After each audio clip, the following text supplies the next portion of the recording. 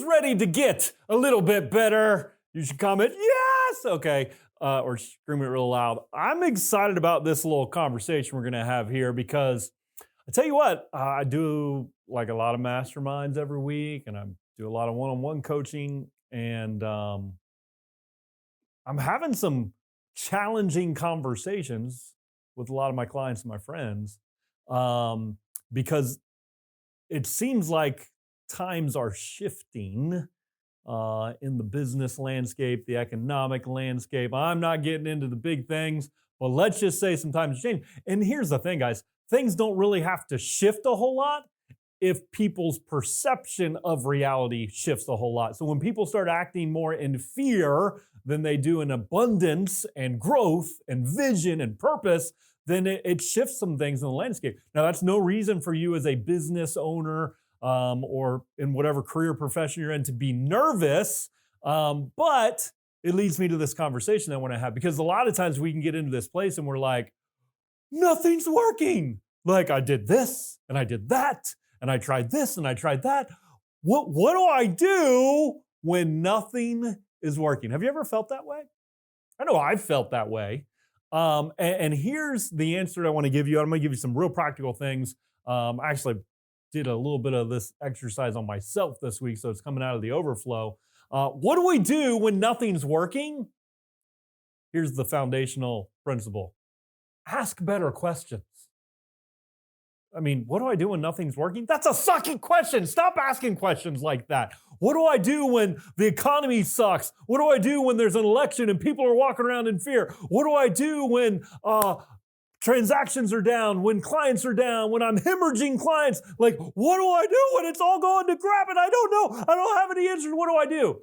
Well, stop yourself and begin to ask better questions, because you ask better questions, it'll get you better answers, and that's what you want. You want solutions, you want answers. So 3 quick little kind of guidelines here for the kind of questions to ask. Number 1, ask questions that activate your imagination.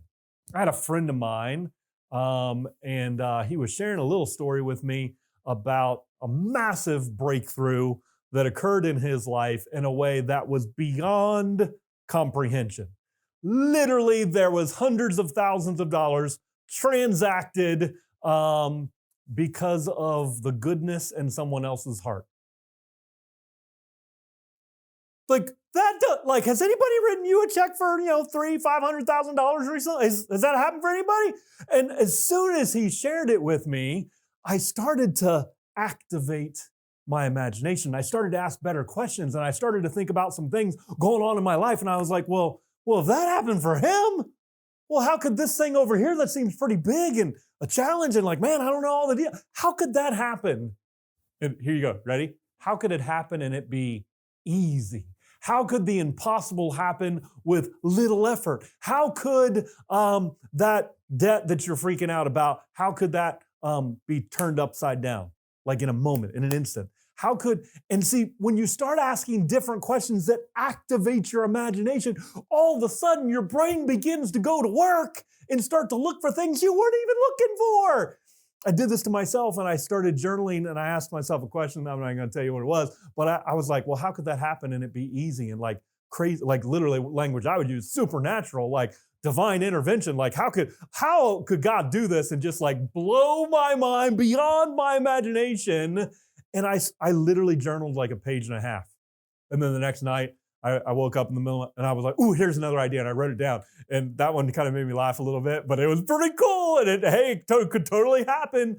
But here, I'll tell you what happened. I started seeing realistic things that I wasn't even looking at before. Because why? Because I got out, here's point number 2. I got out of my head and into my heart. So first, ask questions that activate your imagination. Second, ask questions that get you out of your head. Those might be the same kind of questions, but what's the opposite? You get out of your head and get into your heart. Ask questions like, what do I really want? Man, I'm so caught up in all the stuff and the numbers and the metrics and the dashboard and what do I really want? why am I doing this anyways? How can I make a bigger difference in people's lives? Like, get it back into the heart of like, why am I really even doing this thing? Like, okay, I got people counting on me. I'm not going to get stressed out and overwhelmed. I'm going to get from in this head that stresses me out and overwhelms me and thinks I have to have all the answers. And I'm going to get back into my heart. And so what happened for me, I activated my imagination. I started having all these ideas. And then because I got out of my head and into like I guess imagination is that your head, your heart. I think it's more of a heart activated thing. And so but I just got in this totally different space. And so I started seeing actually solutions that I wasn't even looking for. And there were some really viable things in my business, in my life, that like all of a sudden I started to see things I wasn't seeing before. And so activate your imagination, get out of your head. And here's, again, what kind of questions are we asking? Ask questions that create new solutions. Never before seen, never before done. Solutions that no one else has ever done. Like if you're only looking for the solutions that you've seen done before, if you're only trying to fix something the way you've done it before or the way they've done it or the way the industry's done it, like you're already limiting your capacity. One of my favorite quotes is from Tony Robbins. He says, it's never a lack of resources. It's only a lack of resourcefulness. And see, the more resourceful you get, the more you create new solutions. Somebody else, a friend of mine, Marshall, he was in a mastermind call or community call recently, and he added to it, but it was something along the lines, I might not be quoting it right, but he talked about resourcefulness activates our faith as well.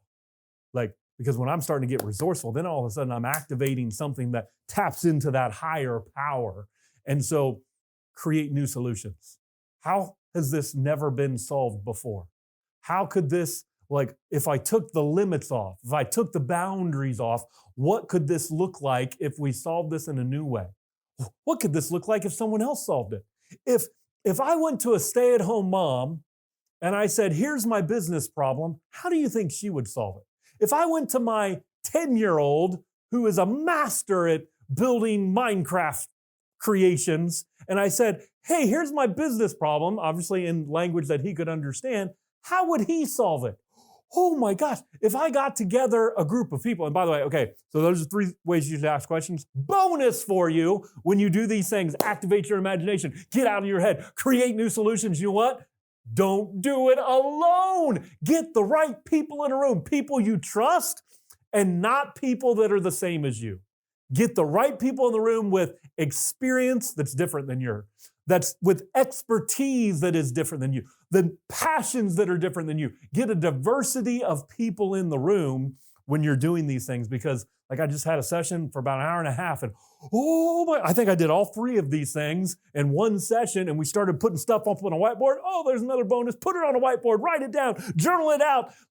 Seriously, we started with, what do I do when nothing's working?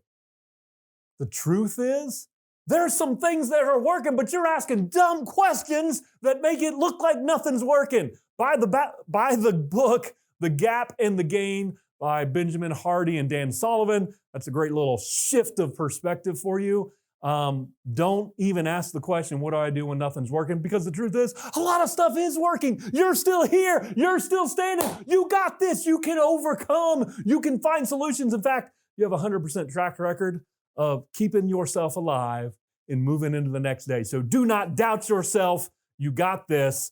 I believe in you. I love you. I hope this served you. This is where you should get off this call right now. Go out there and give your greatness to the world, because somebody needs what's on the inside of you. Don't hold it back. Go out there and give it away. You're awesome. I love you.